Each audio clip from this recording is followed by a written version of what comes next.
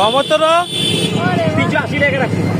350 টাকা দেবো 350 তো কিনে তো কেমনে বেশি 350 টাকা হলো তো হ্যাঁ 2 কেজি নে 2 কেজি দিত বেশি গেলাম কাম আছে এলাম 3.5 চলো না 3.5 চলো কাম আছে বেশি গেলাম কাম দাম ধরি বেশ কাম থাকলে 350 বেশিস 250 দাদা কাম যত আছে মামু 250 টাকা করিল